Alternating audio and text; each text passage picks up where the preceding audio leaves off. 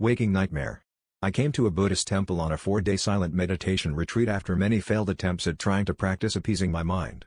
I was finally able to identify the voice in my head that's incessantly thinking and draining me at a daily basis, and begin to observe it instead of feeling it as if it were myself. That is to say, I began to observe it and hear it. The book The Power of Now does a good job at illustrating my point, and I began to tame it for lack of a better word. With many hours and a lot of focus, I managed to let it jump around from thought to thought, memory to memory, all without letting it take me with it. Ultimately and thankfully, gaps of silence began opening between all the noise. And so, in the last night of my retreat, I prepared for bed. I continued this practice of observing the noisy little voice inside me. This time, I also started to observe the physical pain I've carried for years, pain that is always triggered by stress and keeps me from sleeping.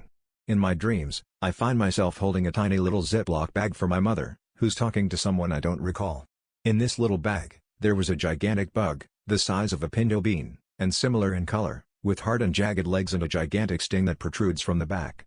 I feel curious to hold this creature. I remove it from the bag and press it tightly and safely between my fingers so it doesn't escape.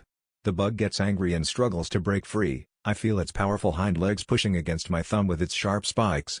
Slowly, it excretes its sting, and as it's about to puncture me, I let it go, and it immediately scurries between the sheets we are lying on. I woke myself up screaming, "Help me, Ma, I don't know what to do," and violently kicked the wall against the bed I was sleeping on.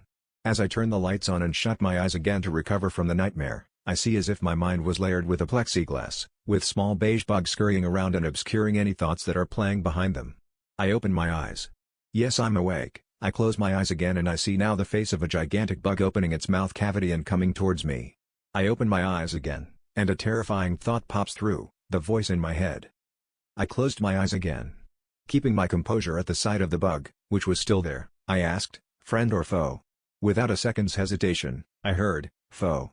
This time, it didn't feel like it was me at all. I'm still here. It's 1:40 a.m. and I have to get in less than 3 hours for the last day of meditation at the temple. I need the courage and rest to see this through.